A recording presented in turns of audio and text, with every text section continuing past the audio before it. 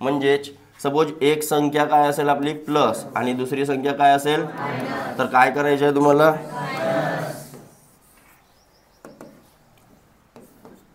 एक संख्या प्लस एक संख्या मायनस, तर मायनस करायचं. इथं मी काय लिहून देईन, ॲक्शन.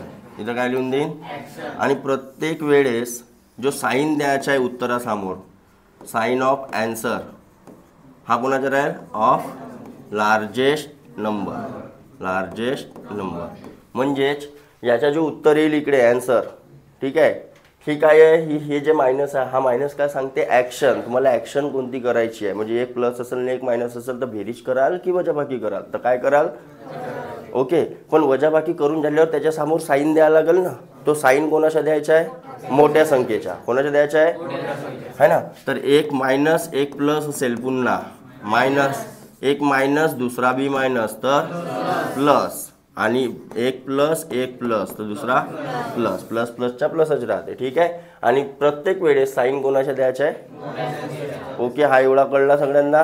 असाच एक नियम आहे आपला कशाचा, मल्टिप्लिकेशन डिव्हिजन, मल्टी आणि डिव्हिजनचा. तिथं पण सेम साईन कन्व्हेन्शन आहे, पण लक्ष घ्या, जसं इथं ॲक्शन हमेशा कोणती करणे आहे, इंटूची असेल तर इंटूची, डिवाइडची असेल तर डिवाइड. म्हणजे प्लस इंटू मायनस, तर ॲक्शन कोणती राहील इथं हमेशा, ॲक्शन कोणती राहील, मल्टिप्लाय. पण इथं मी काय सांगत आहोत आता, साईन. म्हणजे जो बी उत्तर येणार आहे त्याच्यासमोर साईन कोणता राहणार आहे, मायनस. कोणता राहील, मग पुन्हा मायनस इंटू प्लस असेल तर, मायनस इंटू मायनस असेल तर, आणि प्लस इंटू प्लस असेल तर. हे साईन कन्व्हेन्शन थोडेसे तुम्हाला डोक्यात ठेवा लागतील, ओके.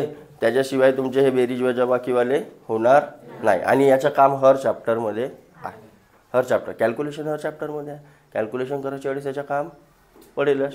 तर हे आपल्या नोटबुकच्या पहिल्या पेजवर, पहिला पेज म्हणजे कोणता, जिथं नाव लिहितो ना आपण, तिथं मागे नाही, मधात नाही, कुठं नाही, कुठं उतरवून ठेवायचे, पहिल्या पेज. कारण नाव लिहितो त्या पेजवर आपण कधी रब करत, मागे रब करतो आहे ना, तर तो पहिला पेज मस्त फ्रेश राहते. नोटबुक उघडता बरोबर दर्शन झाले पाहिजे, ठीक आहे. चलो नेक्स्ट.